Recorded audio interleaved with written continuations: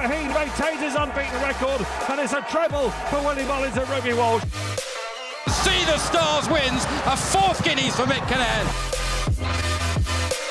Afternoon, good morning, whatever it is where you are. It's been a long time, I think, 3 or 4 months. Anyway, I'm going to try and post a little bit more often on the YouTube channel these days, especially with the old lockdown. We've got plenty of spare time and stuff like that. So yeah, let's get straight into the vid. So the horse that we're actually going to be having a look at today is running on Saturday in the 150 at Newmarket, called Surf Dancer. I've been tracking this horse pretty much since its debut. As you'll be able to see on the screen here, there'll be a couple of recognisable faces from that maiden.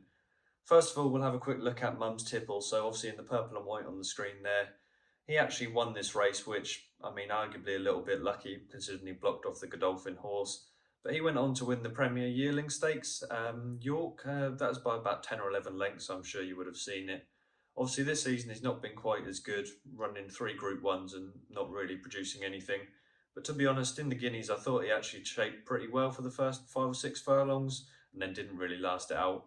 That being said, he still looks like a pretty decent horse and should find his feet at probably Group 2 or Group 3 level. The second in the maiden, as you can see on the screen in the blue and white, is Molotham. He's had a pretty similar profile where he went to York after this. I think it was the day after Mum's Tipple actually, and won by about half a length. He then went over to Doncaster, I think it was, and beat Wichita by half a length as well, something like that. Which obviously we now know Wichita went on to come second in the Guineas this year as well. So it's pretty classy form. The third in that maiden was Man of Promise, the Godolphin horse that we mentioned previously.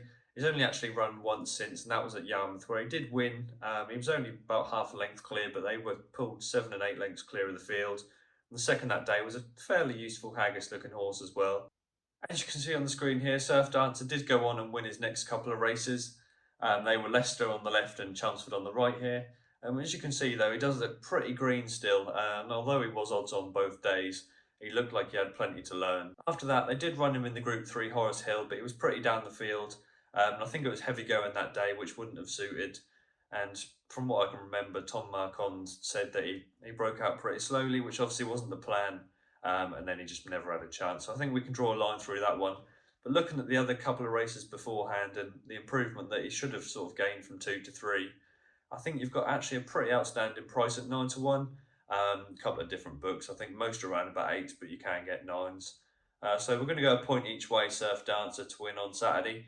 And hopefully, at least he runs into a place and we'll make a little bit of profit for the first vid. So yeah, anyway, thanks for watching. Good luck today and tomorrow. And yeah, let's try and get some winners. 3 or 4 length victory for Love in the Kipco 1000 Guineas.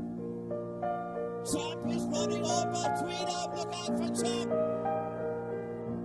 Highland Real is a Breeders' Cup champion.